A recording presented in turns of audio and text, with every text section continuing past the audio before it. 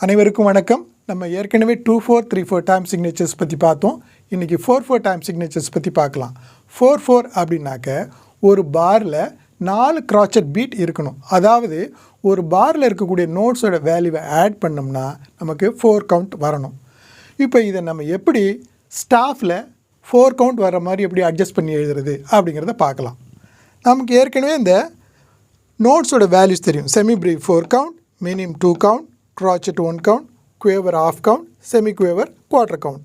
இப்போ இது எல்லாத்தையும் எப்படி கம்பைன் பண்ணி 4 கவுண்ட் வர்ற மாதிரி எப்படி எழுதுறது அப்படிங்கிறத பார்க்கலாம். ஃபஸ்ட் பாரில் ஒரே ஒரு நோட் தான் செமி பிரீவ், 4 கவுண்ட் அப்படிங்கிறதுனால ஒரு செமி பிரீவ். அடுத்தது 2 மினிமோட வேல்யூ 2 அப்படிங்கிறதுனால 2 + 2 4 கவுண்ட். க்ராச்செட்டை வேல்யூ 1ங்கிறதுனால 4 க்ராச்செட் சேர்ந்தது 4 கவுண்ட்.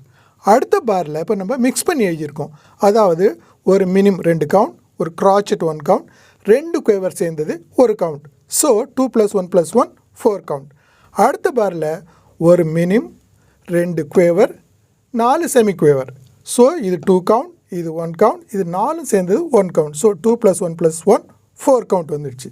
ஸோ இதை போல் நம்ம டிஃப்ரெண்ட் டைப் ஆஃப் நோட்ஸை கம்பைன் பண்ணி ஒரு பாருக்குள்ளே 4 கவுண்ட் வர்ற மாதிரி 4/4 எழுதலாம். இன்கேஸ் 4/4 அப்படின்னு நமக்கு இங்கே கொடுக்கலன்னா நமக்கு ஒரு பாரில் எத்தனை கவுண்ட்டுக்கான நோட்ஸ் இருக்குது அப்படிங்கிறத கவுண்ட் பண்ணி நம்ம இது என்ன டைப் ஆஃப் டைம் சிக்னேச்சர் அப்படிங்கிறத கண்டுபிடிக்கலாம். That's all.